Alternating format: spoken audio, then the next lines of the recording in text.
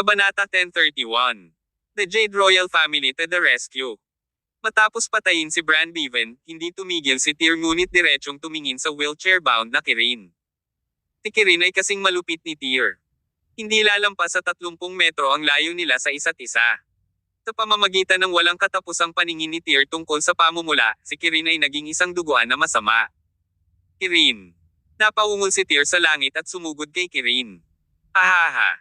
Ahaha. Natarante sina Lyra Jade, Drake and Willow, at ang mga katulad nito nang makita ang hindi magagapi na malamasamang presensya sa Tyr.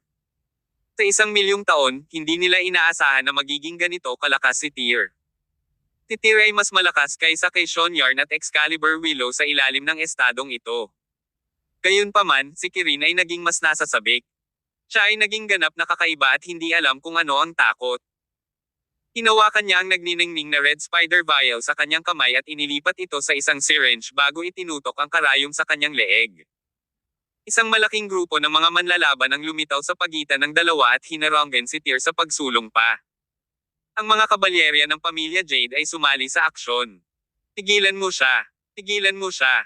Bago pa sila makalapit kay Tyr, dumating na si Drishet at ang mga miyembro ng Nemesis. Tisingilan. Para kay Hepe. Si Drishet ay nagpakawala ng malakas na sigaw at hinati ang isang kaaway sa isang indayog ng kanyang katana. Si Matthew Collins, Stephen Cole, at ang iba pa ay sunod-sunod na umungal, at sa sobrang lakas nila, nagbukas ng landas para kay Tyr. Kasabay nito, sina Dixon Watt, Louis Lund, at ang iba pa ay sumali sa laban. Ang labanan ay malapit ng matapos. Habang matapang na lumaban ang mga kakampi ni Tyr, labis nilang nasira ang moral ng kanilang mga kalaban. Ilang mga tao sa magkasalungat na panig ang nagtapon ng kanilang mga sandata at tumakbo palayo sa larangan ng digmaan. Matatalo tayo, binibini. Agad na lumapit kay Lyra si Nanay Roxanne pagkatapos masuri ang sitwasyon. Sobrang minamaliit namin ang lakas ni Tyr Summers. Walang takbuhan ang kabuoang pagkatalo natin. Huminga ng malalim si Lyra sa sarap, at ang kanyang mga mata ay puno ng pagkabigo at pag-aatubili.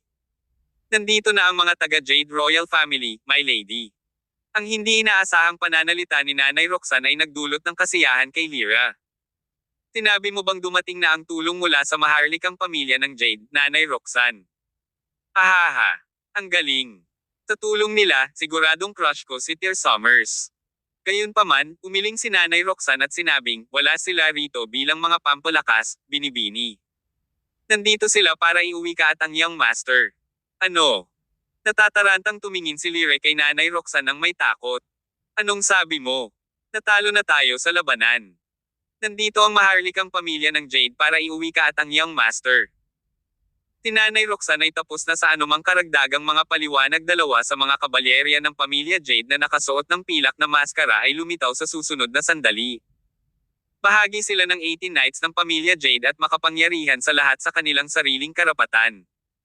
Ilayo mo ang ginang at ang young master. Utos ni Nanay Roxanne, at walang pag-aalinlangan na tumango ang mga kabalyero. Sigurado ka bang walang chance na magkabalikan tayo?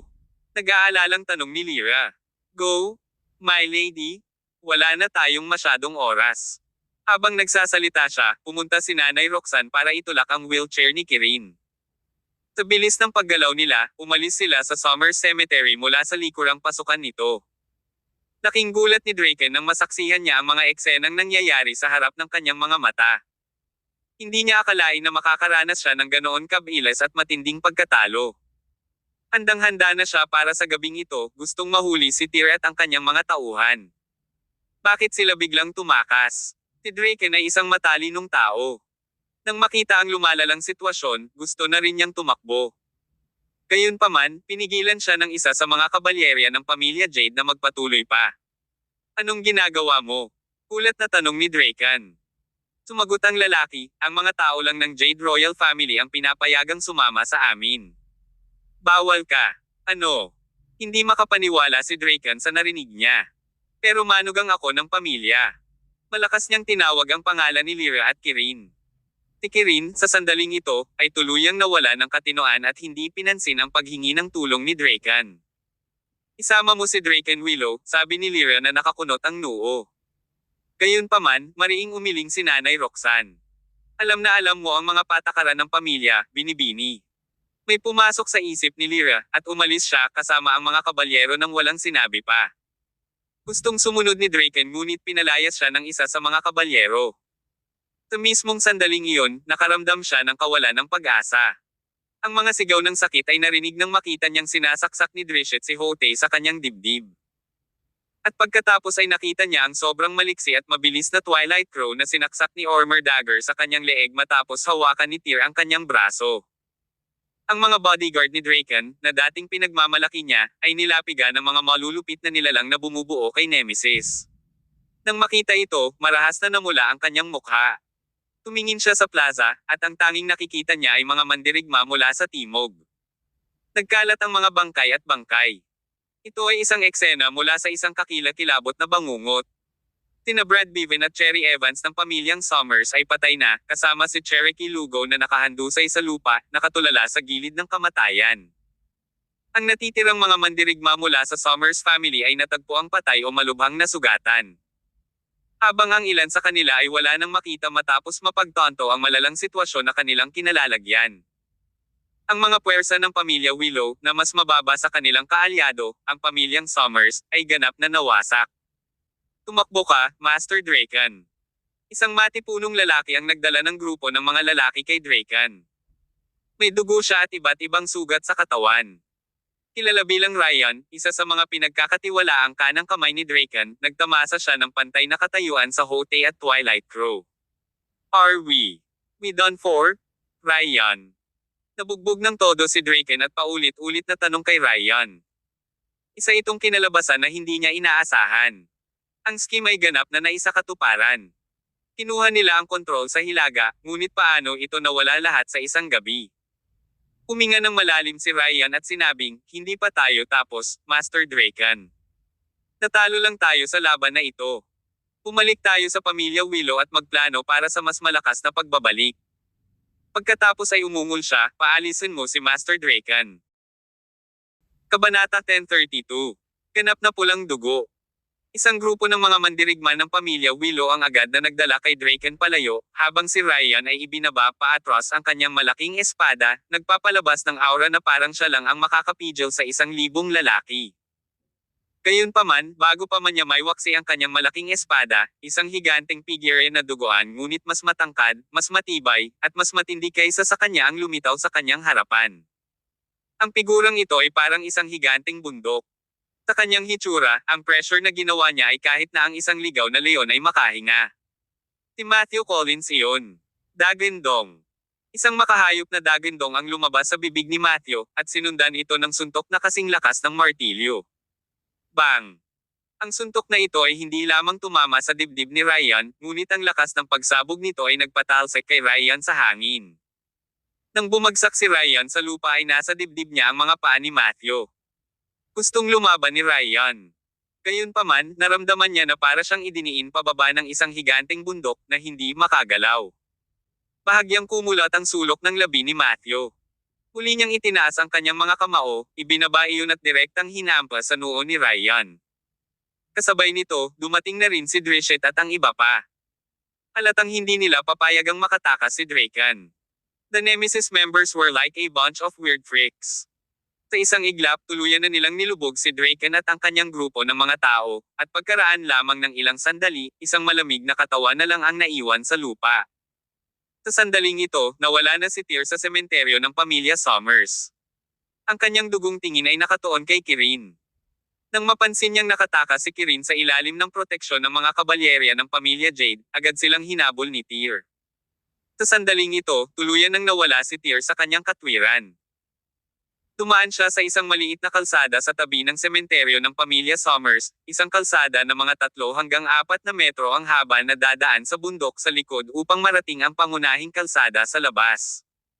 May 3 sasakyan na nakaparada sa pangunahing kalsada, at 2 sa mga kabalyerya ng pamilya Jade ang nagbabantay sa bawat sasakyan. Sila ay nakasuot ng maskara at itim na damit. Sa gabi, sila ay kahawig ng mga general mula sa impyerno, at sila ay nagbigay ng nakakatakot na aura na pumipigil sa sinuman na lumapit sa kanila. Ang pinuno ay isang lalaking mukhang nasa unang bahagi ng edad 40. Nakasuot siya ng maputlang berdeng mahabang manggas na damit, at sa mga manggas ay may berde ng isang lunok. Ang simbolo na ito ay inaalok lamang sa mga kwalipikadong pinakamalakas na tagasunod ng pamilyang Jade. Nakatayo ang lalaki sa harap ng pinakaharap na kotse, at nakatutok ang kanyang mga mata sa makipot na daan sa kanyang harapan. Maya-maya, may sumulpot na grupo ng mga tao sa harapan niya. Dumating na sila. Buksan mo ang pinto ng kotse, utos ng lalaki, at agad na binuksan ng mga kabalyerya ng pamilya Jade ang mga pinto ng kotse. Sa sobrang bilis, lumitaw sina Lyra at Kirin at tinungo sila. Agad na pinagsalikop ng lalaki ang kanyang mga kamay at yumuko bago sinabi, "Ako ang Silver Swallow Leonel ng pamilya Jade.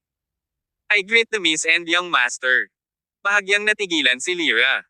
Para bang ilang taon na niyang hindi narinig ang titulong Silver Swallow na ito. Ang maharlikang pamilya ng Jade ng Cure City ay may hindi mabilang na walang katulad na mga master sa ilalim ng kanilang bandila, at hindi lamang mayroon silang 18 knights ng pamilya Jade, ngunit mayroon din silang maraming mananamba na malalakas na mandirigma sa bansa. Marami ring ranggo sa mga sumasamba, at ang mga may kulay na lunok sa kanilang mangas ay kumakatawan sa kanilang hanay. Ang isang regular na manlalaban ay may pattern ng Black Swallow. Ang isang manlalaban na nalampasan ang average na lakas ay may pattern ng Silver Swallow. Habang ang mga nangungunang mandirigma ay may pattern na gininto ang lunok. Gayun din, may mga alingawngaw na mayroong isang ranggo sa itaas ng mga Golden Swallow na Golden Purple. Ang mga taong iyon ay sinasabing pinakamalakas at, sa parehong oras, pinakalihim sa loob ng pamilya Jade. Ang kanilang katayuan ay katumbas ng kalagayan ni Sean Yarn mula sa pamilya ng Summers. Gayunpaman, dahil wala pang Golden Purple Swallow na lumitaw sa pamilyang Jade, maraming tao ang itinuturing na ang powerhouse na ranggo na ito ay isang alamat. Sa pagkakataong ito, may pinadala ang pamilya Jade para ibalik si Lyra. Nagpadala sila ng Silver Swallow, na nangangahulugang nagmamalasakit pa rin sila kay Lyra, ngunit hindi masyado. Sa maraming mga master sa pamilyang Jade, ang mga Silver Swallow ay itinuturing na karaniwan, hindi rin malakas o mahina, kung tutuusin. Gayunpaman, kahit na ang isang Silver Swallow ay maaaring manalo laban sa isang taong kasing lakas ni Luke Mills sa Hilaga, at sila ay lubos na sanay. Pagkatapos ng lahat, ang mga sumasamba sa maharlikang pamilya ng Cure City ay hindi maihahambing sa mga marangal na pamilya sa Hilaga at Timog na rehiyon. Hindi kumibo si Lyra at agad na sumakay sa isa sa mga sasakyan. Nakahawak pa rin si Kirin sa isang syringe ng Red Spider sa kanyang mga kamay. Tumawa siya ng walang tigil na parang nawala sa isip niya. Gusto ni Lyra na kasama niya si Kirin sa parehong sasakyan. Gayunpaman, ayaw ni Kirin na gawin iyon. Sa huli, magkasamang sumakay sina Lyra at Nanay Roxanne sa unang sasakyan habang si Kirin ay nakaupo sa pinakamalayo sa likod ng convoy. Pagkasakay ng lahat sa sasakyan, nagsimula ang makina ng mga sasakyan bago tumungo sa highway. Sa oras na ito, naabutan na sila ni Tyr. Duguan pa rin ang mga mata ni Tyr, at nang makita niyang unti-unting nawawala sa kanyang paningin ang tatlong sasakyan, muli siyang napaungol na parang hayop. Samantala, bumungad sa kanyang isipan ang eksena ng kanyang pagkabata kung saan kasama niya ang kanyang ina. Sa wakas, bumungad sa kanyang isipan ang isang eksenang sinisira ni Kirin ang puntod ng kanyang ina. Kirin. Isang mahinang ungol ang pinakawalan ni Tyr, humakbang pasulong, at hinabol ang tatlong sasakyan sa bilis ng liwanag. Napakabilis ni Tyr, at nalampasan nito ang karaniwang bilis ng tao. Hindi rin nagtagal bago niya naabutan ang tatlong sasakyang kumikidlat. Nilamon ng pilak si Leonel at ang iba ay napansin ang isang figurang humahabol sa kanila sa rear mirror mula sa likuran. Sa sandaling ito, isang panginginig ang bumalot sa kanilang buong katawan, pati na rin ang isang pangangilig. Sino ang lalaking iyon? Isang multo. Malupit iyan, Tyr Summers. Naikuyom ni Lyra ang magkabilang kamao. Puno pa rin ng matinding takot at pangamba ang kanyang puso. Pilasan mo. Iling mo siya. Agad na bumilis ang takbo ng tatlong sasakyan. Gayunpaman, patuloy silang hinabol ni Tyr nang hindi sumusuko. Sabay tawa ni Kirin na nasa likod ng sasakyan. Ang dami niyang tawa, ang bangis niya. Ang kanyang pagtawa ay nagparamdam pa sa isa sa 18 knights ng pamilyang Jade na nakaupo sa tabi niya na nanlamig ang kanyang dugo. Tyr, buwahaha. Hindi pa natin neresolba ang sama ng loob natin. Buwahaha. Patuloy siya sa pagtawa ng walang tigil. Bigla niyang sinunggaban ang pulang gagamba sa isang syringe na hawak niya sa buong panahon at walang pag-aalinlangan itong sinaksak sa kanyang leeg. Anong ginagawa mo? Nagulat ang mga tao sa tabi niya. Biglang gumawa ng kakaibang gurgling si Kirin.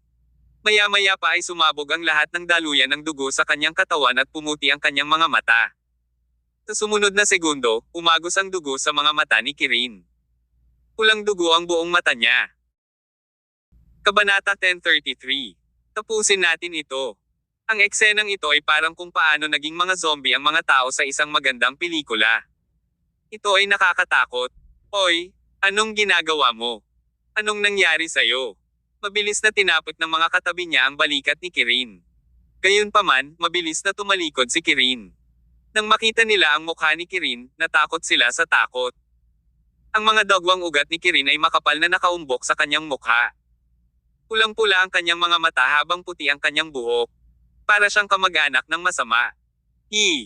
Bigla siyang gumawa ng kakaiba at malakas na gurgling saka sinuntok ang pinto ng kotse. Isang malakas na kalabog ang narinig, at ang pinto ng kotse na mahigpit na nakasara ay dinurog at itinulak niya palabas. Sa sandaling ito, parang nagyelo ang kapaligiran sa loob ng sasakyan. Tyr Summers. Tinimulan ng pongol ni Kirin ang pangalan ni Tyr ng tuloy-tuloy. Taka siya tumalon palabas ng sasakyan. Ang bone marrow ni Kirin ay kinuha ni Tyr at ang kanyang mga binti ay napilayan din ni Tyr. Makakasakay lang siya sa wheelchair sa buong buhay niya. Gayunpaman, sa sandaling ito, nang tumalon si Kirin mula sa kotse, tumayo siya ng matatag sa lupa. Nakatayo siya at nakaharap sa walang katapusang gabi. Ang mapupulang dugo niyang mga mata ay nakatutok kay Tyr, na papalapit. Tyr Summers, tapusin na natin ito. Walang tigil na tumawa si Kirin, at sa ilalim ng makapal na mga daluyan ng dugo sa buong katawan, nagbuga rin ng mahinang pulang ilaw ang katawan niya. Walang nakakaalam kung gaano kalakas ang epekto ng Red Spider na kinuha niya. Para magawa ang isang taong may kapansanan na tulad niya ay biglang naging isang nakakatakot na halimaw sa isang iglap. Si Kirin ay may pambihirang lakas sa pakikipaglaban mula pa noong una dahil palagi siyang nagsasanay sa isang octagonal na hola. Hindi mabilang na mga mandirigma ang napatay niya. Kaya, ang taong ito ay dati nang may alam sa martial arts. Sa makatuwid, kasama ang epekto ng Red Spider, ang lakas ng pakikipaglaban ni Kirin ay tumaas ng husto sa sandaling ito. Yung taong may kapansanan. Wala na siya. Sa sandaling ito, maliban sa galit na nararamdaman niya para kay Tyr, wala siyang ibang naramdaman. Umalangaw-ngaw ang kanyang mga alulong sa kalangitan sa gabi. Pagkatapos ay sumugod siya kay Tyr na parang kanya na binaril. Sa mga sandaling ito, pulang dugo din ang mga mata ni Tyr kahit hindi siya umiinom ng gamot na Red Spider. Gayunpaman, dahil sa nagtutulak na dugo sa kanyang katawan na nagtutulak sa kanya, halos nasisiraan siya kay Kirin. Para siyang naging halimaw, katulad ni Kirin. Nang makita kung paano sumugod si Kirin sa kanya, iisa lang ang pumasok sa kanyang isipan, isira ang libingan ng kanyang ina, kaya dapat niya itong durugan. Bang! Nagsimulang maglaban ang dalawang figure sa isang iglap. Ibinato ni Kirin ang mga suntok niya kay Tyr habang binalika naman ito ni Tyr. Ang salpukan ng mga kamao ay naglabas ng napakalaking kapangyarihan, na para bang mababasag nito ang mga bundok at lupa, at ang suntok na ito na pinalabas ni Tyr ay nagtulak kay Kirin sa hangin. Samantala, napaatras ng ilang hakbang si Tyr. Kahit na mas malakas si Kirin matapos iturok ang gamot na Red Spider sa kanyang sarili, imposibleng mas malakas siya kay Tyr. Lalo na't si Tyr ay nasa kanyang pagkataranta pa sa mga sandaling ito. Tumilapon si Kirin ng mahigit 7 hanggang 8 metro at pagkatapos ay bumagsak sa lupa at gumulong ng ilang beses bago huminto. Ang suntok na ito ay tila nawala ng silbi sa braso ni Kirin, ngunit hindi niya maramdaman ang kahit katiting na sakit. Ang tanging ginawa niya ay ngumiti ng malapad at nakakatakot habang siya ay agad na tumayo mula sa lupa. Sa sandaling ito, ang ekspresyon sa kanyang mukha ay naging mas kakilakilabot. Hahaha. Sa isang segundo, muling sumugod si Kirin kay Tyr, at muling nag-away ang dalawa.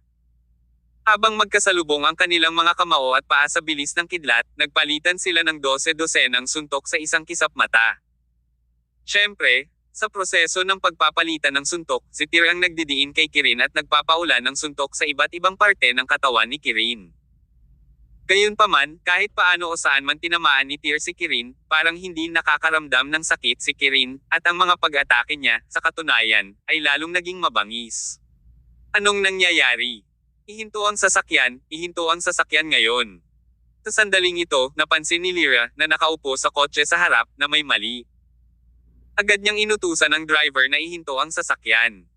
Huminto ang tatlong sasakyan, mabilis na sumugod ang mga kabalyerya ng pamilya Jade na nakaupo kasama ni Kirin. Anong nangyari? Kumunat ang noo ni Lyra, tumibok ang puso at puno ng pagkabalisa. Ang sabi ng mga kabalyerya ng pamilya Jade, biglang inineksyon ng young master ang kanyang sarili sa Red Spider at nagngangalit.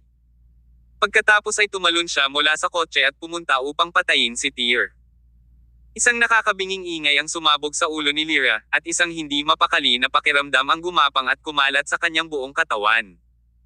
Malakas niyang sinampal ang kabalyerong-kabalyero at malamig na sinabi, bakit hindi niyo siya pinigilan? Stop! Hindi namin siya napigilan. Walang kwentang basura, singgal ni Lyra na parang malupit na babae. Pagkatapos ay tumingin siya sa mga taong nakapaligid sa kanya at sinabing, para saan pa ba kayo nakatayo dito? Mabilis na pumunta at tulungan ang young master. Miss, we can't be willful at this point. Kung titigil tayo dito, aabutan tayo ng kalaban. Sabi ni Leonel na nakatayo sa gilid. Anak ko yan, apo ng pinuno ng pamilya Jade. Tinampal ni Lyra si Leonel sa kanyang mukha. I order you in the name of the Jade family to immediately save my son now. Oo. Si Leonel at ang iba ay hindi nang ahas na suwayan ang kanyang utos. Ang tanging nagawa nila ay pilit na sumugod sa kabilang direksyon. Gayunpaman, tumakbo lamang sila ng halos 100 metro o higit pa bago sila mabilis na tumakbo pabalik. Anong ginagawa nyo? Napalitan ng pangit na ekspresyon ang mukha ni Lyra nang makitang bumalik ang grupo matapos umalis hindi nagtagal. Sabi ni Leonel, Miss, there's no saving him. The young master has died. Let's live fast before it's too late. Boom! Tumabog ang ulo ni Lyra sa sobrang lakas. Sa sandaling ito, pakiramdam niya ay nablangko ang kanyang isip. Namatay ang anak niya. Paano ito naging posible? Imposible ito. Nagsisinungaling kayo sa akin. For sure. Hindi matanggap ni Lyra ang katotohanan ito. Napakamot siya sa ulo pagkababa niya ng sasakyan. Gusto niyang makita ang kanyang anak. Hindi siya naniniwala na patay na ang kanyang anak. Pero, hinawakan siya ni Leonel. Miss, alis na tayo bilis. Hinahabol na nila tayo. Kailangan na nating umalis agad. Pitawan mo ako. Pitawan mo ako. Tuloy-tuloy na napaungol si Lyra. Gayunpaman, determinado si Leonel at nagpasya na siya at tumanggi na palayain siya. Nanay Roxanne, tulungan mo ako. Gusto kong makita ang anak ko. Sa sobrang takot, ang tanging nagawa ni Lyra ay humingi ng tulong kay Nanay Roxanne. Gayunpaman, si Nanay Roxanne ay gumawa ng isang chopong gesture na ang kanyang kamay ay nasa leeg ni Lyra. Lumingon ang mga mata ni Lyra, at nawalan siya ng malay. Kabanata 1034. Gumising. Patay na ba talaga si Kirin? Seryosong tanong ni Nanay Roxanne. Sa puntong ito, nakaramdam siya ng lungkot sa kanyang puso habang nagtatanong. Oo, lahat ng paa niya ay pinutol. Huminga ng malalim si Nanay Roxanne. Gayunpaman, wala na siyang sinabi pa. Tumalikod siya at dinala si Lyra sa kotse. Walang oras. Aalis na tayo dali. Sa huli, pinaandar ng grupo ng mga tao ang kanilang mga sasakyan at umalis.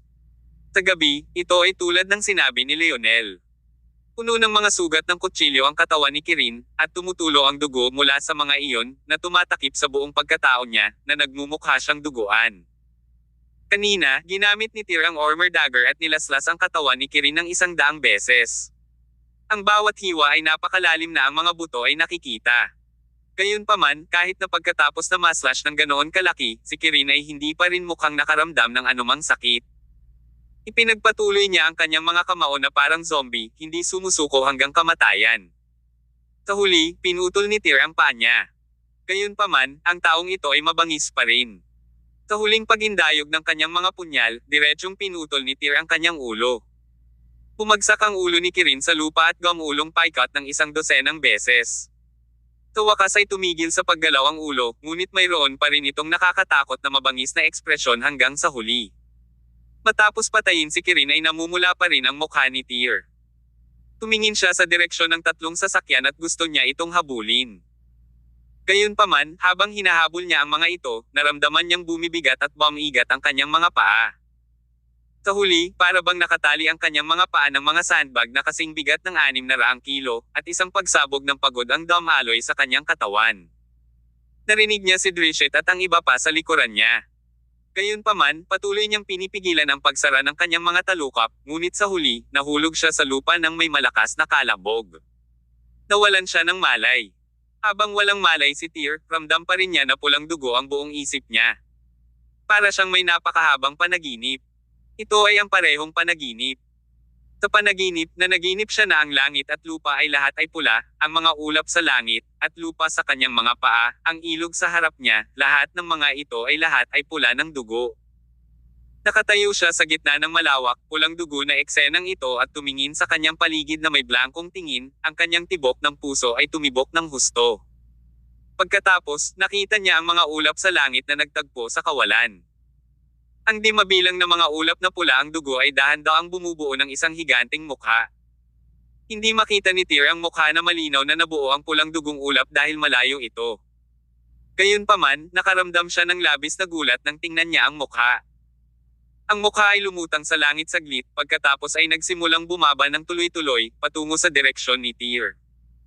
Itinaas ni Tyr ang kanyang ulo at tumingin sa mukha sa langit, at naramdaman na parang dumidiin ang buong kalangitan patungo sa kanya. Dahil sa mabigat na pressure ay hindi makagalaw si Tyr, at pinagmamasdan niya ang patuloy na paglapit ng mukha. Sa huli, sa wakas ay naaninag na ni Tyr ang mukha. Nanginginig siya at naramdaman niyang tumayo lahat ng balahibo niya sa dulo. Lalo siyang nanginig kaysa noong nakita niya ang dagwang lalaki sa kanyang huling panaginip. Tinakpin ng higanting duguan ang buong kalangitan. Habang papalapit ito, kamukhang kamukha ng mukha niya ang mukha niya. Umalis ka na. Isang dagindong ang pinakawalan ni Tyr. Naramdaman niya tuloy ang pagkulo ng dugo sa kanyang katawan. Pinato niya ng suntok ang napakalaking mukha. Gayunpaman, para siyang sumuntok ng bulak. Ito ay malambot at malambot. Namula ang mukha at tinawanan siya. Bigla itong lumiit at lumiit. Sa huli ay pumasok ito sa katawan ni Tyr. Ah! Sigaw ni Tyr. Pinuksan niya ang mga mata niya at napaupo. Tyr, gising ka na pala. Isang pamilyar na boses ang narinig sa gilid ng kanyang tainga. Ito ay ang kanyang ama, ang boses ni Draco Summers. Draco Summers, likas na tawag ni Tyr sa pangalan ni Draco. He didn't call him dad, kaya medyo lumabo ang ekspresyon ni Draco. Blanko ang tingin ni Tyr sa kanyang paligid. Ito ay isang pamilyar na setting. Pamilyar na silid, pamilyar na kama, pamilyar na mesa, at pamilyar na windowsill. Ang kwartong ito ay ang tinitirhan ni Tyr noong bata pa siya sa pamilyang Summers. Ito? Saan ito? Ito ang iyong tahanan. Sumagot si Draco, isang linggo kang walang malay. Buti na lang at sa wakas ay nagising ka na. Ay, isang linggo akong walang malay. Hindi makapaniwala si Tyr. Pakiramdam niya ay saglit lang siyang nahimete at nagkaroon ng kakaibang panaginip. Paanong napakabilis lumipas ng oras? Tinampal ni Tyr ang noo niya. Nananatili pa rin sa kanyang isipan ang makapal na takip na langit at ang malaking mukha na gawa sa dugo. Makalipas ang mahabang panahon, sa wakas ay naalis ng kaunti ni Tyr ang kanyang isipan. Si Draco ay nasa tabi niya sa buong oras, nagtatanong tungkol sa kanyang kapakanan sa banayad na tono. Mukha siyang pagod at haggard. Bahagyang kumunot ang noo ni Tyr at sinabing, "So all this while, you were here." Ngumiti si Draco at tumango. "You should go rest. I'm fine now." Pumangon si Tyr sa kama. Pakiramdam niya ay masakit at masakit ang buong katawan niya. Labis ang pasasalamat ni Tyr dahil nanatili si Draco sa tabi niya sa loob ng 7 araw at gabi. Tila halos hindi nakatulog si Draco sa 7 araw na pananatili ni Tyr. Talagang napagod si Draco. Dahil nagising si Tyr, umangat ang malaking bato sa kanyang puso, at nagpasya siyang umidlip. Naghilamog si Tyr at nagpalit ng isang set ng malinis na damit. Pamilyar ang paligid. Gayunpaman, 10 taon na ang nakalipas mula nang siya ay dumating dito. Ito ang tahanan ng pamilya Summers. Isang linggo na ang nakalipas mula nang manalo sina Tyr at ang iba pa sa malaking labanan, kung saan nagawa nilang talunin sina Lyra at Dracan sa huli. Nang maglaon, bumalik si Draco sa pamilya Summers bilang pinuno, at sa tulong ng Six Doors, Carson at ng iba pa, nagawa nilang muling itayo at mabawi ang kapangyarihan ng pamilya Summers. Ang pamilyang Summers ay nakatanggap ng matinding dagok pagkatapos ng tuloy-tuloy na mga laban at nawala ng malaking kapangyarihan. Sa kabutihang palad, sa tulong ni Carson at ng isa pa, posible na patatagin ang pamilyang Summers at ibalik ito sa dati nitong kaluwalhatian. Kasabay nito, sa pamilyang Willow, nagawa ni Finley na muling itayo ang pamilyang Willow. Ang kanilang sitwasyon ay katulad ng pamilya Summers. Parehong natalo ang dalawa. Gayunpaman, sa wakas ay itinayong muli ng mga pamilyang Summers at Willow ang kanilang relasyon at bumuo ng isang alyansa. Kahit na gustong samantalahin ng ibang pamilya ang pagkakataong ito at salakayin ang dalawang dating nangungunang pamilyang ito, imposible. Sabi nga sa kasabihan, kahit na nawalan na, mas mabuti pa rin ang mayaman kaysa ordinaryong tao. Idinagdag sa katotohanan na ang mga pamilya sa Timog ay sumuporta sa dalawang pamilyang ito, natural, walang sino man ang maglalakas loob na sumubok na hawakan sila. Lumabas si Tyr sa kanyang silid at tiningnan ang lahat ng nasa paligid niya, at nakaramdam siya ng nostalgic ngunit kakaiba sa parehong oras. Matapos ang 10 taong pagkawala, malamang na hindi inaasahan ni Tyr ang ganoong eksena nang bumalik siya sa pamilya Summers. Kabanata 1035. Nagpatiwakal ang nanay mo. Mag-isang naglalakad sa bakuran, medyo nangangati ang araw na tumatama sa katawan ni Tyr. Inangat niya ang ulo niya at tumingin sa araw. Matagal niyang hindi kinusat ang kanyang mga mata. Tyr, after so many years, ganito pa rin ang ugali mo. May nagsalita sa likod niya. Si Sean iyon. Lolo Sean. Lumingon si Tyr at tumingin kay Sean habang naglalakad palapit sa kanya. Sa sandaling ito, siya ay nakapikit na naging malinaw na ang kanyang pinsala ay hindi pa naghihilom. You finally woke up. We were so worried for the past few days, sabi ni Sean. Ma'am. Tumango si Tyr. I just remembered I was dreaming, but I didn't expect na isang buong linggo akong nawala ng malay. O diba, anong nangyari sa 7 araw na tulog ko? Nasaan ang iba? Sumagot si Sean, pagkatapos ng malaking labanang iyon, ang mga tagasunod ni Lyra at Draken ay tuluyang natalo sa amin. Namatay si Draken. Napatay mo rin si Kirin. Gayunpaman, nakatakas si Lyra, dumating ang maharlikang pamilya ng Jade ng Cure City upang kunin siya. Alam ko. Tumango si Tyr at sinabing, I can vaguely remember some parts. Kirin injected himself with the red spider in the end, I think, and became a monster. Lolo Sean, naintindihan mo ba ang tungkol sa red spider? Habang binanggit ni Tyr ang pulang gagamba, bahagyang nagdilim ang ekspresyon ni Sean, at sinabi niya, ang bagay na ito ay inilabas mula sa Imperial Capital Royal Family, at pagkatapos ay nakarating ito sa mga kamay ng mga Royal Family bago ito kumalat sa Celestial Empire. Ang bagay na ito ay tulad ng isang gamot, at ito ay walang mabuti. Bagamat maaari itong magamit para sa pagtaas ng pagiging epektibo ng labanan ng isang tao sa maikling panahon, kapag ang epekto ay nawala, ito ay may malaking epekto. Tama. Tumango si Tyr at sinabing, si Lyra at Kirin ay nagsasaliksik nitong pulang gagamba, pakiramdam ko ay may kakaiba, ngunit hindi ko mailagay ang aking daliri sa kung ano ang mali dito. Wag mo munang isipin yan ngayon. Tinapik ni Sean ang balikat ni Tyr at sinabing, all these years, medyo lumaki ka na. Since you've woke up, you should go see your old friends. Siguradong nag-aalala sa'yo ang lahat. Oo. Dahil nakoma si Tyr, hindi na bumalik ang mga katulong ni Carson mula sa Timog pagkatapos ng labanan. Nagpasya silang manatili hanggang sa magising si Tyr. Kasabay nito, maaari silang ituring na nanatili upang tulungan ang mga pamilyang Summers at Willow na muling itatag ang kanilang mga posisyon. Simula noon, ang magulong sitwasyon sa Hilaga ay sa wakas ay naayos na ng kaunti.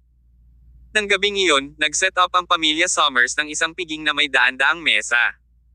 Itinuring itong pasasalamat sa mga kaibigan ni Tyr na nanggaling sa Timog.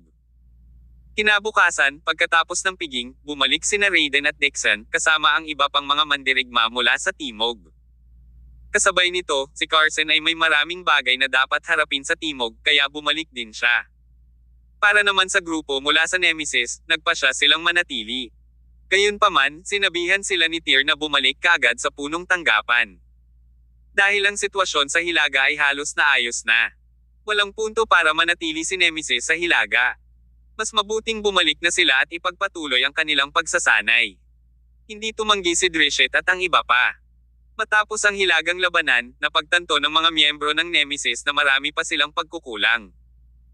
Kaya, patuloy nilang iniisip na gusto nilang dagdagan ang kanilang lakas sa pakikipaglaban, at ang pagbabalik sa punong tanggapan upang magsanay ay ang pinakamabilis na paraan para mapahusay nila ang kanilang lakas. Isa pa, alam na alam ng mga taong ito sa kanilang isipan na ang lahat ng ito ay simula pa lamang. Pagkaraan ng 3 araw, dinala ni Drishet si Matthew at ang iba pa para bumalik sa ibang bansa. Ang mga bagay ay halos naayos sa Hilaga. Pagkatapos ng massacre, ang sementeryo ng pamilya Summers ay tila pininturahan ng dugo. Bago ito, nang ang pamilyang Summers ay nahaharap sa isang kritikal na punto ng buhay at kamatayan, si Tyr ay tumayo at pinrotektahan ang pundasyon ng pamilyang Summers. Dahil opisyal nang bumalik si Tyr sa pamilya Summers, inialay niya ang kanyang paggalang sa kanyang mga ninuno at sa wakas ay napunta sa libingan ng kanyang ina, si Lydia Alroy.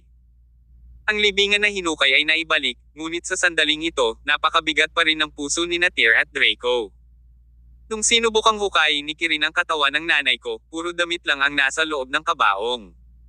Dad, ano po ang ibig sabihin nito? Lumuhad si Tyr sa harap ng puntod ng kanyang ina. Ilang beses siyang yumuko at tinanong si Draco na nasa gilid. Sa sandaling ito, napakaseryoso ng ekspresyon ni Draco. Umiling siya at sinabing, hindi ko rin alam kung ano ang nangyayari. O sa tingin mo hindi pa patay ang nanay ko? Isang kislap ng pag-asa ang bumangon sa puso ni Tyr. Ang libingan ay hindi naglalaman ng mga buto ng kanyang ina, kaya ibig sabihin ba nito ay talagang buhay pa ang kanyang ina? Gayunpaman, agad na dinurog ni Draco ang kanyang pag-asa at sinabing, ito ay imposible. Nakita ko ang iyong ina na namatay sa aking sariling mga mata. Noong siya ay inilibing, pinanood ko ang buong proseso ng aking sariling mga mata. Imposibleng siya ay buhay pa. Huminga ng malalim si Tyr at naramdaman niyang sobrang kahinala ang buong pangyayari. May kabaong lang dito. Dito inilibing ang bangkay ni nanay, pero ibig sabihin pagkatapos niyang mailibing, may dumating, kinukay ang kanyang libingan, at kinuha ang kanyang mga buto. Sa puntong ito ng pag-uusap, nagdilim ang ekspresyon ni Tyr at Draco. Tinuang ng ahas na hukayin ang kanyang libingan at nakawin ang kanyang katawan. Kung ito ay isang libingan na magnanakaw, ito ay malinaw na imposible. Ayon sa mga taong nakakita kay Kirin na naghukay ng libingan, nandoon pa rin ang mga damit at alahas sa kabaong at walang kinuha. Kaya, inalis nito ang posibilidad ng pagnanakaw. Dahil hindi ito isang libingan na magnanakaw, sino kaya ito? Paano namatay ang nanay ko? Ginawa ni Tyr ang lahat para kumalma at sa wakas ay naitanong ito. Gayunpaman, nang tanungin ito ni Tyr, tila nakaramdam ng matinding sakit si Draco. Parang ayaw na niyang maalala ang masamang alaala na iyon. Sa sandaling ito, nakikita ni Tyr ang sakit na mayroon si Draco sa kanyang puso. Hindi lang si Draco, pero ayaw din magtanong ni Tyr tungkol sa pagkamatay ng kanyang ina. Ang mga alaala ng namatay ay magiging lubhang masakit at magdudulot ng kalungkutan sa mga buhay. Gayunpaman, dahil ito ang sitwasyon, ito ay lubhang kahinala. Nang mahukay na ang libingan, wala sa loob ang mga buto niya, at mga damit lang ang natitira sa loob, kaya kailangan malaman ni Tyr kung tungkol saan ito. Dad, tell me, paano namatay si nanay? Sa huli, hindi nakayanan ni Draco ang pagtatanong ni Tyr sa ikatlong pagkakataon. Huminga siya ng malalim at bumulong, nagpatiwakal ang nanay mo. Kabanata 1036. Genetics ng ina. Pagpapakamatay. Sa sinabi ni Draco, halatang gulat na gulat si Tyr. Hindi niya ito matanggap. Palagi niyang iniisip na namatay ang kanyang ina dahil sa isang sakit o nasaktan ng isang tao. Naghinala pa si Tyr na si Gladys o Lyra ang pumatay sa kanyang ina. Gayunpaman, hindi niya inaasahan na nagpakamatay ang kanyang ina. Anong nangyayari? Hindi napigilan ni Tyr ang kanyang emosyon dahil bata pa lamang siya nang mamatay ang kanyang ina. Noon, hindi pa niya naiintindihan ang konsepto ng kamatayan. Nang sabihin sa kanya ni Draco na umalis ang kanyang ina sa isang lugar na malayo at magtatagal bago bumalik, naniwala sa kanya ang inosenteng Tyr. Pagkatapos niyang tumanda, unti-unti niyang naunawaan na ang lugar na pinuntahan ng kanyang ina ay tinatawag na langit at hindi na siya makakabalik. Hindi ko rin alam kung ano ang nangyayari.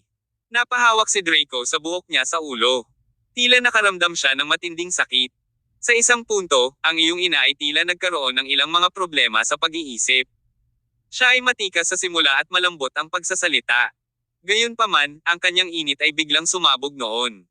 Noong una, akala ko ay dahil sa maagang pagmenopause ng isang babae, kaya hindi ako nag-abala tungkol dito. Gayunpaman, dahan-dahan kong naramdaman na may isang bagay. Nagsimula na siyang magalit at mambugbog ng iba. Nagsimula pa siyang magbasag ng mga bagay-bagay. Hindi lang iyon, sa isang punto pagkatapos niyang matulog, bigla siyang nagbubuga ng hindi maipaliwanag na bagay. Mamaya, sinimulan niyang abusuhin at pumatay ng maliliit na hayop. Marami sa mga alagang hayop ng pamilya ang biglang nawala. Akala ng lahat ay nakatakas sila, ngunit ang alam lang nila ay pinatay silang lahat ng nanay mo.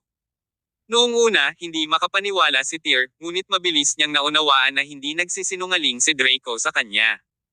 Naalala ni Tyr na may alagang pusa siya dati, tapos nawala yung pusa.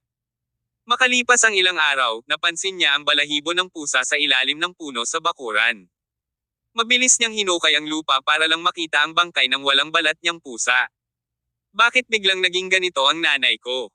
Tanong ni Tyr. Hindi rin ako sigurado. Hanggang sa pagkamatay niya, hindi pa rin ako sigurado, sagot ni Draco. Noong mga oras na iyon, pinagmamasdan ko ang unti-unting pagkawala ng katinoan ng nanay mo. Ilang beses pa nga niya akong halos sakalin. Sa huli, wala na akong choice. Hinanap ko ang lolo mong si Kin. Akala ko magugulat ang lolo mo, pero sa hindi inaasahang reaksyon ay nabigla ako sa halip. Ano ang reaksyon ni lolo? Tanong ni Tyr. Sumagot si Draco, hindi man lang siya nabigla. Para bang hinulaan niya na mangyayari ito. Ang tanging ginawa niya ay bumantong hininga at sinabing may mangyayari na sa wakas. Pagkatapos, hinanap niya ang iyong ina. Pagkatapos niyang mahanap ang nanay mo, nagkataon na sinasakal ka niya. Hindi ko alam kung natatandaan mo iyon. Sinasakal ako ng nanay ko. Napangiwi si Tyr na may pagdududa dahil wala siyang ganoong alaala sa kanyang isipan. Kahit anong pilit niya ay hindi niya maalala ang pangyayaring iyon. Bakit hindi ko man lang maalala? Tanong ni Tyr. Iyon ay dapat na ang iyong lolo, sabi ni Draco. Noon, pinahimatay ka niya, at hindi ko alam kung ano ang ginawa niya para makalimutan mo ito. Mukha kang takot na takot noon. Kung nanatili sa iyo ang alaalang iyon, baka na-trauma ka na sa pangyayaring iyon at binangungot ka sa buong buhay mo. Kahit na halos imposible ang pagpupunas ng mga naalala, hindi akalain ni Tyr na nagsisinungaling si Draco sa kanya. Iyon ay dahil ang kanyang lolo ay isang taong lubhang pambihira. Alam niyang maraming espesyal na pamamaraan ang hindi imposible.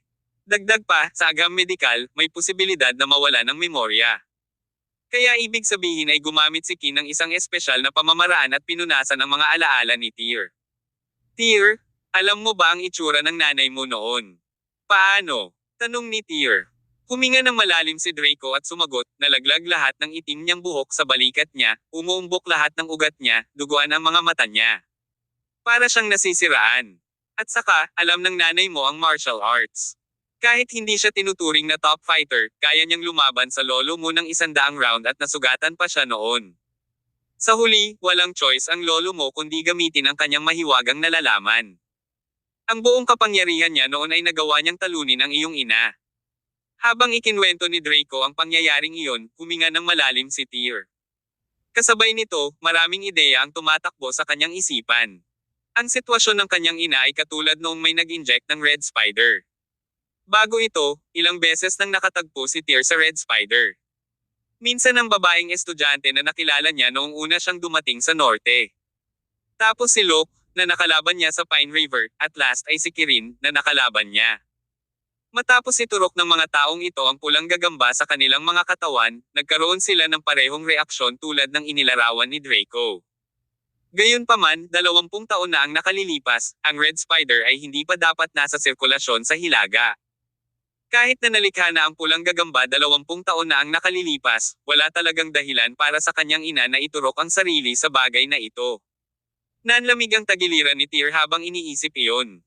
Kung ang sitwasyon ng kanyang ina ay hindi dahil sa pulang gagamba, kung gayon mayroon lamang isa pang posibilidad. Posible ba na ang dugong dumadaloy sa aking mga ugat ay nagmana sa aking ina? Bahagyang nanginig si Tyr. Matapos ang hindi mabilang na mga pagsusuri, ang conclusion ay nagpakita na ang kanyang nakakabinging dugo ay hindi ang genetika ng pamilyang Summers. At ngayon, sinasabi ni Draco na dumaan ang kanyang ina sa ganitong sitwasyon 20 taon na ang nakararaan. Didn't that mean nagmana siya ng berserking blood sa nanay niya? Si Tyr ay hindi lang isang beses, at sa bawat oras na siya ay nagngangalit, para siyang tinurok ang kanyang sarili ng pulang gagamba, na parehong sintomas ng kanyang ina 20 taon na ang nakakaraan. Saglit na naramdaman na lang ni Tyr na magulo ang ulo niya. Palagi niyang iniisip na ang dugo sa kanyang katawan ay may kaugnayan sa pulang gagamba. Saan nga ba nagmula ang pulang gagamba na ito? Ang tsismis ay nagmula sa Imperial Capital Royal Family, ibig sabihin ba niyan ay kamag-anak sila ng kanyang ina sa emperador? Pakiramdam ni Tyr ay lalo siyang nalilito habang lumilipas ang oras. Then, what happened after? Bakit nagpakamatay ang nanay ko? Sumagot si Draco, noong gabing iyon matapos siyang bigyan ng uniforme ng lolo mo, inabot ng isang buong gabi bago niya nakuhang patatagin ang kanyang emosyon. Hindi ko alam kung ano ang sinabi niya sa kanya, ngunit noong hapong iyon, namatay ang iyong ina. Kabanata 1037. Ang mahiwagang imbitasyon. Ipinaliwanag ni Draco Summers, nagpatiwakal ang iyong ina. Nang mawala siya, wala siyang sakit, na para bang naibsan ang kanyang paghihirap. Sa oras na iyon, galit na galit ako at naisip ko na ang lolo mo ang gumawa sa kanya. Ako ay pumunta pa nga sa lolo mo, pero desisyon daw ng nanay mo. Desisyon ng nanay ko. Nakaramdam ng hindi makapaniwala si Tyr Summers. Dahil ba ang aking ina ay nag-aalala na kung hahayaan niya ang kanyang sarili na mabuhay, siya ay tuluyang mawawala sa kanyang sarili. Biglang nakaramdam ng kilabot si Tyr. Tay, ilang taon na po ba ang nanay ko noong namatay siya? Barely 28, sagot ni Draco. 28, biglang naramdaman ni Tyr na medyo tumusok ang anit niya dahil magiging 28 years old na rin siya next year. Huminga siya ng malalim at may premonition kung paanong parang susunod siya sa yapot ng kanyang ina. Tanong ni Tyr, so after my mother died, you saw her being buried with your eyes. Sigurado ka bang nalibing siya sa libingan na ito noong mga oras na iyon? Positibo. Matigas na tumango si Draco at sinabing, ako ang personal na naglibing sa kanya. Tama. Tumango si Tyr at hindi na nagpalalim pa dahil alam niyang ito lang siguro ang alam ni Draco. Baka ang kanyang lolo na si King Summers lang ang may karagdagang impormasyon tungkol sa kanyang ina. Gayunpaman, ang kanyang lolo ay umalis sa pamilyang Summers 15 taon na ang nakararaan. Hindi nalaman ang buhay at kamatayan ni Kin, at maaaring matagal na siyang namatay. Tanong ni Tyr, Tay, bakit iniwan ng lolo ko ang pamilya niya 15 taon na ang nakararaan? Speaking of this matter, mas naging solemn na si Draco. Sagot niya, bigla lang nangyari, naalala ko lang na nakatanggap ng invitation ang lolo mo noon. Pagkatapos nun, nagmamadali siyang umalis. Anong klaseng imbitasyon? May ilang salita sa front page. Ang likod ay pinalamutian ng pattern ng gintong dragon. Ang estilo nito ay may malaking pagkakatulad sa Imperial Decree noong sinaunang panahon. Di umano, ang imbitasyon ay nagmula sa Imperial Capital Royal Family, na natili itong misteryo kung saang pamilya ng hari ito nagmula. I had not seen the specific content of that invitation. Ang lolo mo lang at ang pinsan mong si Xavier ang nakakita, dahil si Xavier ang pinakamahalagang miyembro ng pamilya namin ng lolo mo noon. Kaya, pinayagan niya si Xavier na silipin iyon. Hindi alam ang sinabi ng lolo mo kay Xavier noong araw na iyon. Anyway, ilang taon na ang lumipas, umalis din ang pinsan mo sa pamilya para hanapin ang lolo mo. Hanggang ngayon, wala pa ring balita sa kanila. Sa puntong ito, bamantong hininga si Draco at nagpatuloy, ang usapin ng pag-alis ng iyong lolo at ng iyong pinsan ang naging pinakamalaking misteryo ng ating pamilya. Sa ngayon, wala pang nakakalutas nito. Isang imbitasyon mula sa Imperial Capital Royal Family, na katulad ng isang Imperial Decree. Isinulat ni Tyr ang mga keyword na ito, kabilang ang mga Red Spider na pinabalitang nagmula sa Imperial Capital Royal Family. Halata sa isip ni Tyr na kailangan niyang puntahan ang mga ito para hanapin ang mga sagot at alamin ang lahat ng in and out na ito. Siguro, ang mga pahiwatig sa walang laman na libingan ng kanyang ina o pag-alis ng lolo at pinsan ay konektado lahat sa Imperial Capital Royal Family. Mukhang kailangan kong pumunta sa Imperial Capital Royal Family. Nagdesisyon si Tyr. Dapat niyang bisitahin ang Imperial Capital Royal Family. Oo naman, hindi siya pupunta ngayon dahil, sa sandaling ito, mayroon pa siyang ilang mga maluwag na pagtatapos upang harapin. Kaya nga, huminga ng malalim si Tyr. Pagkatapos, lumuhad siya sa walang laman na libingan ng kanyang ina at yumuko sa kanya ng 3 beses. Nay, buhay ka pa man o hindi, malulutas ko talaga ang misteryo ng iyong kinaroroonan. Sa sandaling ito, napatitig si Draco kay Tyr, na nakaluhod sa harap ng puntod ni Lydia Alroy. Matagal nang naging pula ang kanyang mga mata. Nakaramdam siya ng kirot sa kanyang puso. Ang lugar ay nanatiling pareho, ngunit ang mga tao ay nagbago sa paglipas ng panahon. Saan mo balak pumunta pagkatapos nito? Tanong ni Draco. Sa nangyari, gustong-gusto ni Draco na hilingin kay Tyr na manatili at kunin niya ang pamilya Summers. Gayunpaman, sa huli, hindi niya maibuka ang kanyang bibig dahil alam niya sa kaibuturan na ang kanyang anak ay isang tunay na dragon sa lupa at hindi siya kayang pigilan ng pamilya Summers. Sumagot si Tyr, ang talaan sa pagitan ko sa pamilya Summers ay napupunas na ngayon. Tiyak, kailangan kong bumalik sa Con City kung nasaan ang aking pamilya. Oh, medyo nawala bigla si Draco. Marahil ay nasaktan siya sa mga sinabi ni Tyr. Sa ngayon, si Tyr ang nag-iisang anak na lalaki na naiwan ni Draco sa loob ng napakalaking pamilyang Summers. Gayunpaman, ang kanyang nag-iisang supling ay nagkaroon din ng sariling pamilya. Maging si Draco mismo ay nahirapan sa pag-iisip kung dapat ba itong maging masaya o malungkot. Tila nakita ni Tyr ang nasa isip ni Draco. Ngumiti siya at tinapik ang balikat ng kanyang ama at sinabing, Con City ang tahanan ko. Ang pamilyang Summers sa Hilaga ay tahanan ko rin. Ang parehong mga pamilya ay hindi mas mabuti o mas masahol kaysa sa isa't isa. Buntis pala ulit si Winifred. Halos 7 buwan na siyang buntis ngayon. Makakabalik na kayo sa loob ng ilang araw para makilala ang manugang at apo mo. Kailangan mo silang biyayaan ng malaking regalo ng maaga. Habang sinasabi ni Tyr ang mga salitang iyon, misteryosong inilagay niya ang kanyang bibig sa tabi ng tainga ni Draco. Bulong niya, I will let you into a secret. This time Winifred is pregnant with twins. Para talaga. Sa sandaling ito, si Draco ay nagniningning sa kaligayahan. Ito ay kahanga-hanga. Pagkatapos mong gawin ang mga gawain ng pamilya Summers at patatagin ang sitwasyon, bakit hindi ka sumama sa akin sa Con City? Pagkatapos, maaari mong hawakan ang iyong mga apo sa iyong mga bisig. Good. Good. Good. Masiglang sabi ni Draco. Pagkatapos, tinanong niya, dapat dalhin din ang genealogy ng pamilya Summers, di ba? Tumawa si Tyr at sumagot, hindi na kailangan sa ngayon. Pagdating ng panahon, dadalhin ko rito si Little Blair at ang iba pa para kilalanin nila ang kanilang pinagmulan. Great! Talagang namula ang mga mata ni Draco sa excitement. Pagkatapos, niyakap niya si Tyr ng oso at umiyak ng malakas. Humihikbi na parang bata si Draco sa mga sandaling ito. Sa katunayan, ang panggigipit na hinarap niya sa lahat ng mga taon na ito ay napakabigat para tanggapin. Sa kabutihang palad, lahat ng alikabok ay naayos na ngayon. Sa pagtingin sa kanyang ama na umiiyak ng ganito, lumundag din ang puso ni Tyr sa kung ano-anong emosyon. Hindi lang siya ang nagdusa ng husto sa lahat ng mga taon na ito. Sa katunayan, ang kanyang ama ay masyadong maraming dapat pasanin. Sa wakas ay ipinatong ni Tyr ang kanyang kamay sa likod ng kanyang ama na para bang nagpalitan sila ng pagkakakilanlan. Inaalo niya ito. Huwag ka nang umiyak. Gaano kakaiba para sa isang may sapat na gulang na tulad mo na umiyak ng ganito? Iyon ay tungkol dito. Tapos na ang lahat ngayon. Nagtagal ang mag-ama bago sila umalis sa Summers Cemetery at bumalik sa Summers Manor. Sa mga sumunod na araw, hindi nagmamadaling bumalik si Tyr sa Con City dahil may iba pa siyang dapat gawin. Ang kanyang presensya ay kinakailangan upang matulungan ang pamilyang Summers na patatagin ang sitwasyon. Kinailangan niyang pumunta sa Mount Ate at hanapin ang matandang monghe na tinatawag na Master Cassius sa Ate Palace.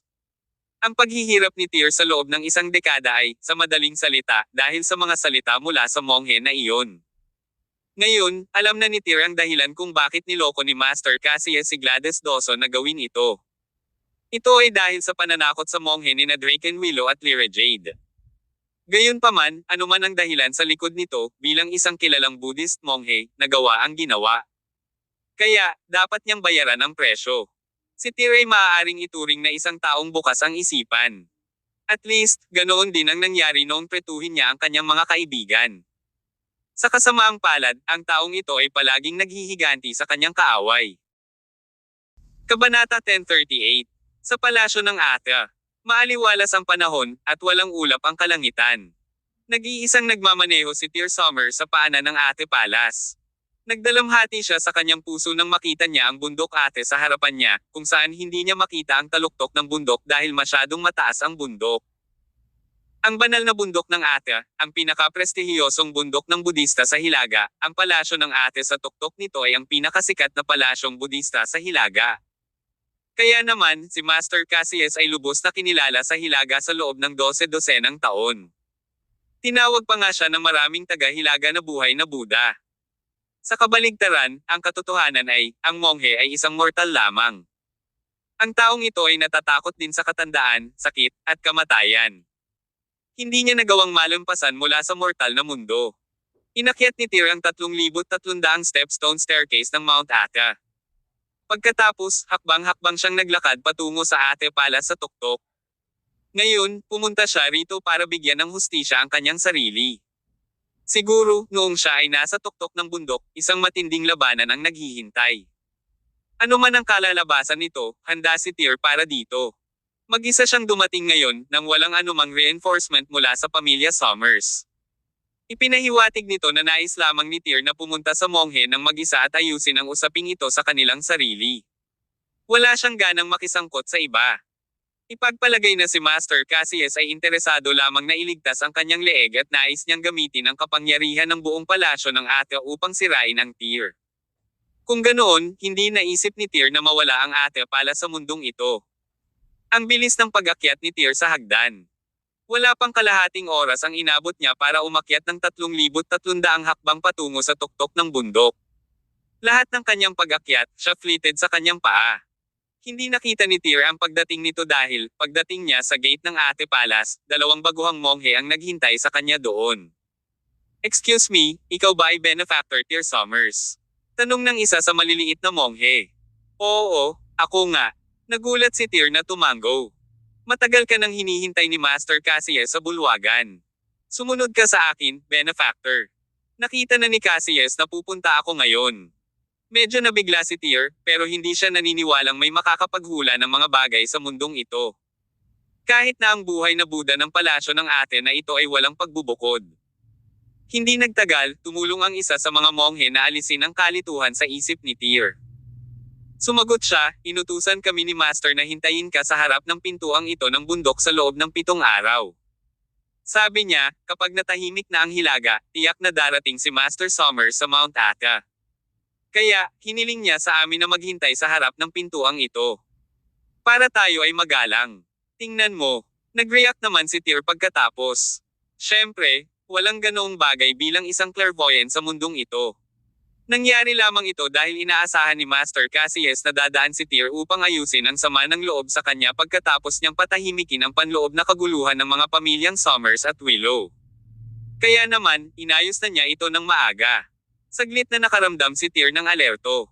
Sapagkat hindi siya sigurado kung ang matandang monghe na ito ay naghintay para sa kanya ng maaga, na nagbabalak na patayin siya o hindi. Pagkatapos ng lahat, ang layunin ni Tyr ay dumating sa oras na ito ay upang tuligsain siya para sa kanyang mga krimen. Gayunpaman, habang sinusundan ni Tyr ang 2 monghe sa Buddhist Hall, hindi niya naramdaman ang kahit katiting na mamamatay tao na aura mula sa lugar. Bagkus, mas naging kalmado ang kanyang puso. Tila nasukat niya ang tangkad ng mga dakilang tao sa pamamagitan ng sukatan ng maliliit na lalaki. "Master Summers, hinihintay ka na ni Master sa loob." Ang 2 monghe ay huminto sa kanilang mga landas nang dumating sila sa Buddha Hall na parang hindi sila kwalipikadong pumasok sa bulwagan.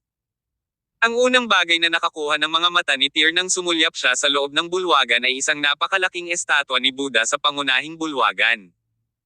Ang estatwa ay mukhang marilag at solemn na habang nakaupo, ang katawan nito ay binalutan ng ginto, ginawa nito ang buong eskultura na parang gawa sa ginto. Ang ibang mga eskultura ng Buddha ay nakaupo sa magkabilang gilid ng bulwagan. Binalot din ng ginto ang kanilang mga katawan. Ang gintong liwanag na nagmumula sa mga estatwa na ito ay nagpapaliwanag pa sa buong bulwagan na may gininto ang glow. Sa oras na ito, isang monghe ang nakaluhod sa harap ng napakalaking Buddha statue. Nakasuot siya ng marangal na damit na may masalimuot na brocade. Ginagalaw niya ang mga butil ng panalangin ng Buddhist sa kanyang kamay at umaawit ng isang sutra na para bang tinutubos niya ang kanyang mga kasalanan sa harap ng Buddha. Ang monghe na iyon ay si Master Cassius. Hindi masyadong naiintindihan ni Tyr kung anong uri ng sutra ang kanyang binibigkas, ngunit narinig niya ang isa sa mga pangungusap. Siya chanted, "Nothing ventured, nothing gained." Pumasok si Tyr sa loob ng hall. Sa sandaling pumasok siya sa Buddha Hall, naramdaman din niya ang siksik na Buddhist aura mula sa loob. Agad niyang inipon ang kanyang ugali at naglakad patungo sa rebulto ng Buddha. Hindi lumuhad si Tyr. Lumapit lang siya at nag-alok ng 3 insenso, saka yumoko. "Makiupo muna kayo, Master Summers." May dagdag na futon sa tabi ng monghe. Hindi nagdalawang isip si Tyr. Lumapit siya at umupo sa futon. Maya-maya lang, umiba si Master Cassius mula sa pagkakaluhod at umupo sa tapat ni Tyr. Sabi niya, "Hello, Master Summers." Bahagyang tumango si Tyr, pagkatapos ay humalukip-kip siya. Bagamat si Master Cassius ay isa sa mga salarin na humantong sa kanya sa kanyang palaboy na buhay noon, sa sandaling ito, sa loob ng templong ito ng Budista, pinananatili pa rin ni Tyr ang kanyang wastong ugali. Dumating si Tyr ngayon para humingi ng paliwanag. Wala siyang intensyon na bahiran ng dugo ang sektang Budista na ito. Master Cassius, sa tingin ko mayroon kang malinaw na ideya tungkol sa layunin ng pagbisita ko sa oras na ito, tama ba? Noon, niloko mo ang lola ko, si Gladys Dawson, sa mga maling salita at naging dahilan para mapatalsik ako sa pamilya hanggang sa puntong muntik na akong malason at mapatay. Pumunta ako ngayon sa ate palas mo para humingi ng hustisya sa iyo. Gayunpaman, bahagyang tumawa si Master Cassius at sumagot, ang sinabi ko ay hindi lubos na kasinungalingan. Anong ibig mong sabihin? Natigilan si Tyr sa kaibuturan. Cassius, monks don't lie. Are you still trying to use lies to justify yourself after everything has come to light? Katotohanan, ako ay nagkasala, at ako ay nagkasala ng malalim. Nagpatuloy si Cassius, ngunit Master Summers, totoo na mayroon kang isang kakaiba na nakatatak sa loob mo. Hindi ako nagbubuga ng katarantiduhan tungkol dito. Dapat ay malinaw na malinaw mo ito. Ano? Marahas na pinipiga ang puso ni Tyr na para bang may biglang sumagi sa kanya. Cassius, alam mo ba ang inside story tungkol dito? Alam ko ang lahat, ngunit wala rin akong alam, malabong sabi ni Cassius. Pagkatapos, tumayo ang monghe at naglakad patungo sa gininto ang rebulto ni Buddha. Inilabas niya ang isang kahon sa ilalim ng rebulto, at mukha siyang napakarelihiyoso at magalang. Master Summers, may ibibigay ako sa iyo ngayon. Umaasa ako na, pagkatapos mong matanggap ang banal na relic na ito, maaari mong isantabi ang lahat ng sama ng loob sa aking ate palas. Ang 300 disipulo ng ate palas ay inosente. It goes without saying that ay magbibigay din sa iyo ng paliwanag. Naguguluhan si Tyr. Nabigo siyang maunawaan kung ano ang ginagawa ng Cassius na ito. Gayunpaman, nabanggit pa lang ng monghe na mayroon siyang halimaw tinatakan sa kanyang katawan, na pinilit niyang iugnay ang lahat ng ito sa nagngangalit na dugo na dumadaloy sa kanyang katawan. Sinabi sa kanya ng kanyang intuition na ang bagay na ibibigay sa kanya ni Cassius ay maaaring may malaking koneksyon sa nagngangalit na dugo sa kanyang katawan. Ano yun? Tanong ni Tyr. Binibigkas ni Cassius ang mga Buddhist sutra at magalang na ibinigay ang masalimuot na kahon ng relihiyon kay Tyr. Sinabi niya, maraming tao ang tumatawag sa akin bilang buhay na Buddha sa kasalukuyan, samantalang ang totoo, ako ay napakakasalanan na hindi ako karapat-dapat sa titulong ito bilang buhay na Buddha. Para sa aking ate palas, magkakaroon ng isang monghe na karapat-dapat sa titulong Living Buddha sa susunod na 500 taon. Kabanata 1039. Sarira ng Master Odric. Sino siya? Tanong ni Tyr Summers. Sumagot si Master Cassius, ang kanyang pangalan ay si Master Odric, ang pinakatanyag na monghe sa Hilaga 100 taon na ang nakalilipas. Pagkatapos ng kanyang kamatayan at pag-akyat sa langit, nag-iwan siya ng isang sarira, na maaaring supilan ng lahat ng masasamang espiritu sa mundong ito. Nanginig ang katawan ni Tyr nang hindi sinasadya. Binuksan niya ang masalimuot na kahon ng relihiyon sa kanyang kamay nang hindi namamalayan. Nakita niyang ang laman ng kahon ay isang thumb-sized na relic. Ang relic ay may malinaw na hitsura at kasing pinong puting jade. May butas sa tuktok ng relics. Parang natural na nabuo pero parang artificially drilled din.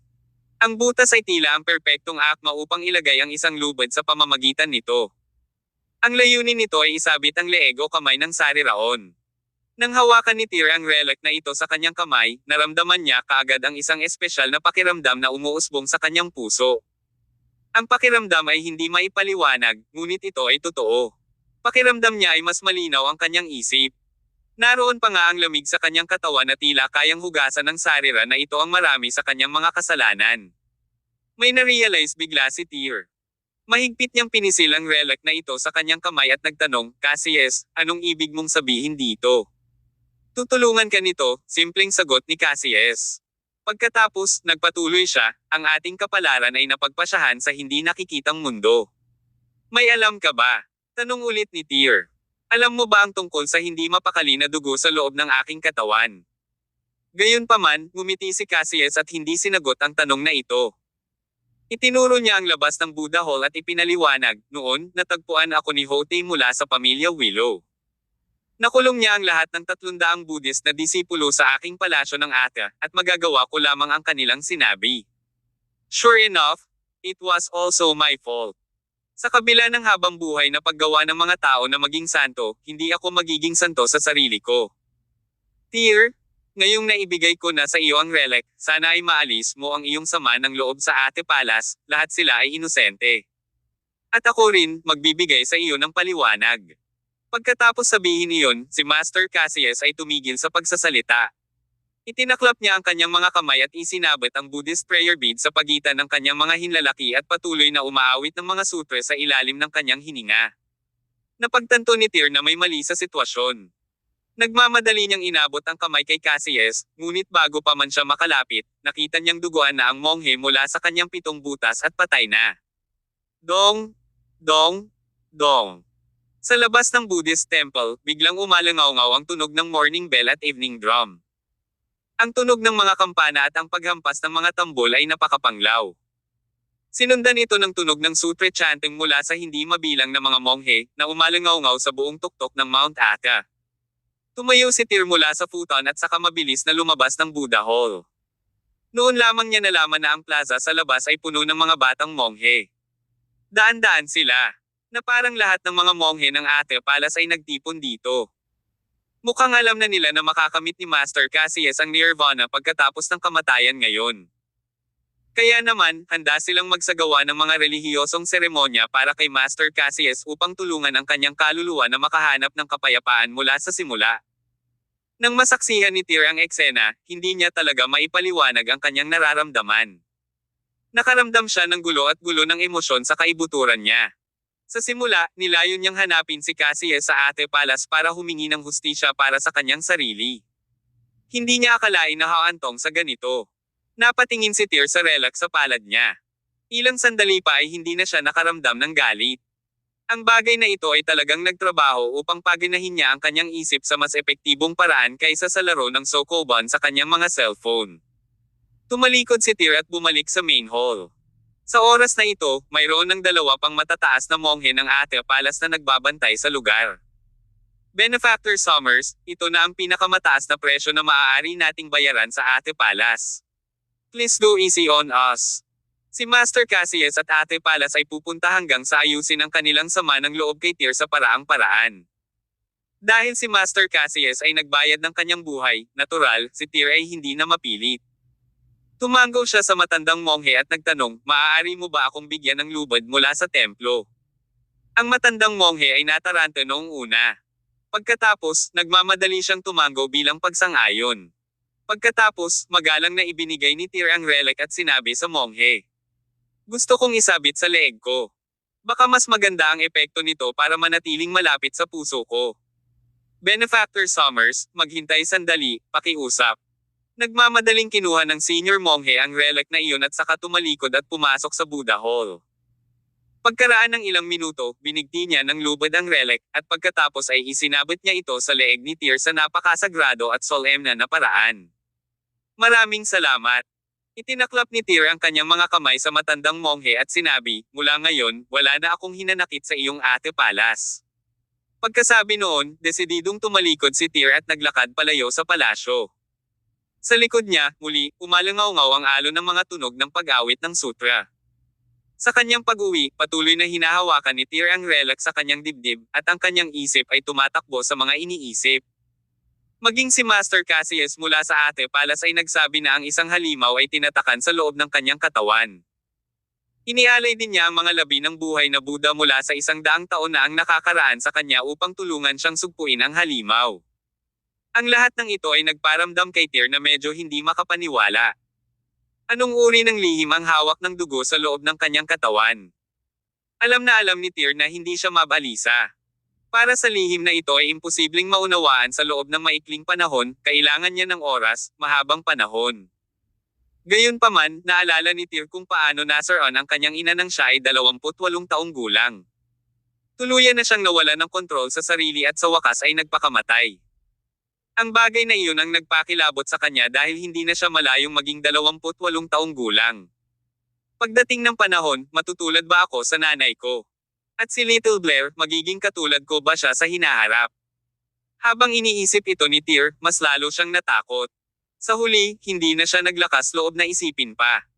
Pagbalik ni Tyr sa Somers Manor, nakita niya si Sean Yar na nakaupo sa pintuan, nakatingin ng diretso sa araw pagdating niya sa entrance. Katulad noong bata pa si Tyr na nag-squat sa entrance ng Somers Manor habang hinihintay niyang umuwi si Sean. Kaagad, tumalon ang puso ni Tyr sa isang alon ng nostalgia. Pumunta siya sa gilid ni Sean at tumingkayad sa tabi niya, sabay tingin sa araw sa langit kasama niya. Hindi nagtagal at hindi na nakatiis si Sean at pumikit. Pumikit din si Tyr at tinukso siya, "Lolo Sean, medyo pailay ka yata ngayon." Natawa si Sean at sinabing, "Hindi naman sa pailay ako, pero lalo kang naging makapangyarihan.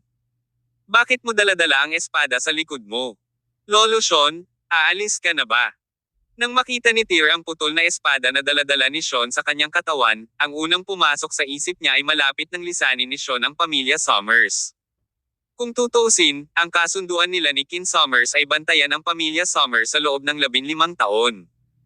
Ngayon, matagal nang nag-expire ang deal na 15 taon.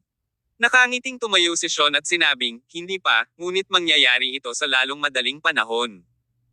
Hihintayin kong maging matatag ang pamilya Somers sa Hilaga dahil nangako ako kay King na tutulungan siyang protektahan ang pamilyang Somers ngunit nabigo akong protektahan ang kanyang asawa. Maaari ko lang siyang tulungan para mabantayan ang pundasyon ng kanyang pamilya." Kabanata 1040. Madilim na chess. Pagkatapos sabihin iyon, pumasok si Sean Yarn sa Somers Manor. Patuloy niya, "Kailangan ko pang umalis sa huli. May importante akong gagawin sa Imperial Capital City." "Ano ito?" Natigilan si Tyr Somers. Tinanong niya, "Lolo Sean, galing ka ba sa Imperial Capital Royal Family?" "Haha." Napapikit si Sean at ngumiti ngunit hindi na nagsalita pa. Umiwas siya sa tanong. "Masyadong maaga pa. Sa palagay ko ay maaari pa akong manatili dito ng mas matagal. Nga pala, anong paliwanag ang ibinigay sa iyo ng Cassius na iyon para sa paglalakbay mo sa Ate Palace?" Saka lang natauhan si Tyr. No wonder bitbit ni Sean ang espada sa likod niya. Nag-aalala siya sa kanya. Kung si Tyr ay inatake ni Cassius sa pagkakataong ito, marahil ay dinala ni Sean ang espada sa kanyang likod sa Ate Palace at ay nalalayan si Tyr. Sa pag-iisip tungkol dito, sumabog ang puso ni Tyr sa mga emosyon. Patay na si Cassius. Ibinigay nila sa akin ang sarira ni Master Odric. Habang sinasabi niya iyon, inilabas niya ang relic at ini-flash iyon sa mga mata ni Sean.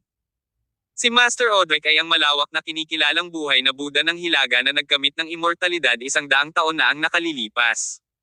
Hindi ko inaasahan na ang palasyo ng ate ay matatapos ang sama ng loob sa iyo sa ganoong paraan. Sa puntong ito, si Sean ay ngumiti ng buong alam.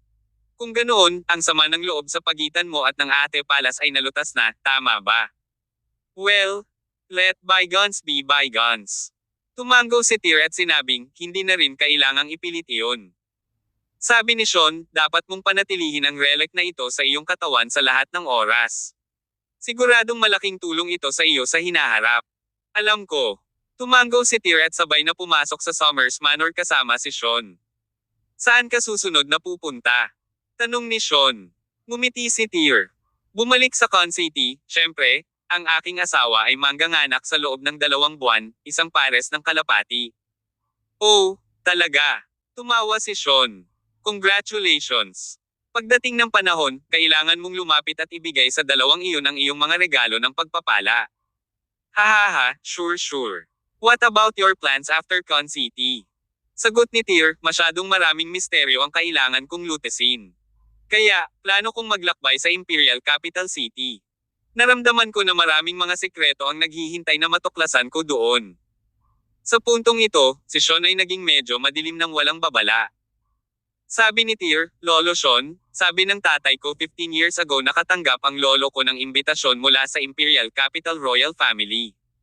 Pagkatapos noon, iniwan niya bigla ang pamilya Somers. Alam mo ba kung ano ang nakasulat sa imbitasyon?" Umiling si Sean. Sinabi niya, "Iyon ang panloob na gawain ng iyong pamilyang Somers. Hindi ako nasangkot sa anumang bahagi nito, ngunit naaalala ko ang taon nang umalis ang iyong lolo. Sinabi niya sa akin na ang kanyang paglalakbay ay mapanganib. Ang kanyang buhay ay nakataya. Anong ibig niyang sabihin doon? Nagulat si Tyr. Ngunit, umiling si Sean at sumagot, hindi ko alam. Okay. Hindi na nagpatuloy si Tyr sa pagtatanong. Nang mabasa niya ang ekspresyon ni Sean sa sandaling ito, tila wala talaga siyang alam tungkol sa kanyang lolo, si King Summers, at sa nilalaman ng liham ng paanyaya na iyon. Tinapik ni Sean ang balikat ni Tyr at sinabing, nagkataon lang na pupunta rin ako sa Imperial Capital City maya-maya. Kaya siguro by then, we can meet again. Ma'am. Hindi na natuloy ang pag-uusap nilang dalawa pagkatapos. Pagkatapos noon, nagpalitan sila ng ilang martial arts tips at nagpatuloy sa pag-uusap saglit. Bago pa nila namalayan ay madilim na. Samantala, sa isang 5-star hotel suite sa isang partikular na lungsod sa Timog.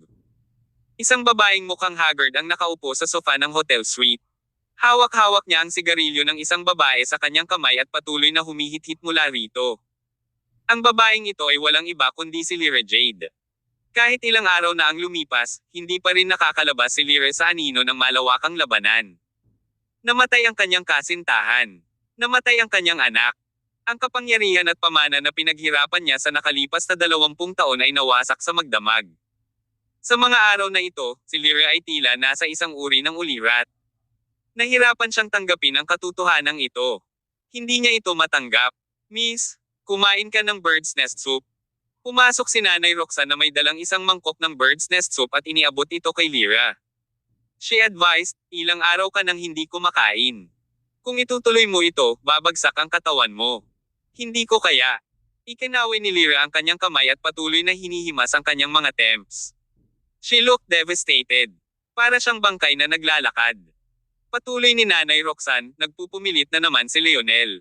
Inisip niya kung kailan talaga kami babalik sa pamilya Jade. Nagpadala na raw ang pamilya para sumugod sa atin. Nagmamadali siya. Biglang natarante si Lyra. Nagmamadali siyang tumayo. Dumura siya ng salita sa bawat salita sa kanyang nagngangalit na ngipin, sa tingin mo ba ay sabik na ang pamilya Jade na bumalik ako? Kung nagmamalasakit sila sa akin bilang isang illegitimate na anak, hindi nila ako pinagbabawalan na bumalik sa loob ng 20 taon. Kinikilala sana ang aking pagkakakilanlan bilang bahagi ng kanilang pamilya Jade. Ngayon, sabik na lang sila na bumalik ako para makuha nila ang impormasyon sa pananaliksik tungkol sa Red Spider, di ba? Haha! Isang malamig na tawa ang kumawala sa bibig ni Lyra. Sinabi niya, maaari kang magpasa ng mensahe sa Silver Swallow na iyon. Sabihin sa kanya na ang lahat ng impormasyon ng Red Spider ay nasa pamilyang Summers. Imposibleng makuha namin itong muli, ngunit kung bibigyan pa nila ako ng 2 araw, mahahanap ko ang isang live na specimen para sa kanilang eksperimento. Isang buhay na specimen. Nakaramdam ng pagtataka si Nanay Roxanne sa kanyang puso. Lumingon si Lyra at tinignan si Nanay Roxanne ng masama. Paliwanag niya, Tita Roxanne, may mga sekretong hindi mo pa alam, pero hindi ko na kailangan pang itago ngayon. Si Kirin at ako ay lihim na nagsasaliksik sa Red Spider sa lahat ng mga taon na ito. Mula nang malaman ito ng pamilya Jade, nagsimula silang pumunta sa amin ng madalas upang tanungin ang pag-unlad at impormasyon ng pananaliksik. Alam mo ba na mayroong isang malaking sikreto sa likod ng gamot na ito? Anong klaseng sikreto? Nagulat si Nanay Roxanne. Nagpakawala si Lyra ng isang sira-sirang tawa at nagpaliwanag, ang Red Spider ay nagmula sa Imperial Capital Royal Family. Ang orihinal na asawa ni Draco Summers, ang ina ni Tyr na si Lydia Alroy, ay nagmula rin sa Imperial Capital City. Kasabay nito, ang bone marrow ni Tyr at ang dugong dumadaloy sa kanyang katawan ay may ganap na kaugnayan kay Red Spider. Higit pa rito, tanging ang bone marrow at dugo lamang ni Tyr ang maaaring bumuo ng perpektong gamot na Red Spider na walang epekto. Ay, totoo ba ito? Nagtatakang tanong ni Nanay Roxanne. Talagang totoo. Ngumisi si Lyra, kung hindi ko sana minamadali ang pamilyang Summers na kunin ang buto ng buto ni Tyr, paulit-ulit, sa lahat ng mga taon na ito. Sayang lang at hindi ko inasahan na magiging ganito kalakas ang taong ito at magpapakatatag. Nakatagpo tayo ng hindi inaasahang kabiguan. Tanong ni Nanay Roxanne, Miss, ano ang relasyon ni Tyr at Lydia at ng Imperial Capital Royal Family? Wala akong ideya. Umiling si Lyra at sinabing, mataas at makapangyarihan ang Imperial Capital Royal Family. Kaya, kayang maunawaan ng mga tulad natin ang kanilang mga panloob na lihim. Lahat ng ito ay isang misteryo, ngunit isang bagay ang sigurado, dapat ay may kaugnayan sila kay Red Gagamba, na umikot palabas ng Imperial Capital Royal Family.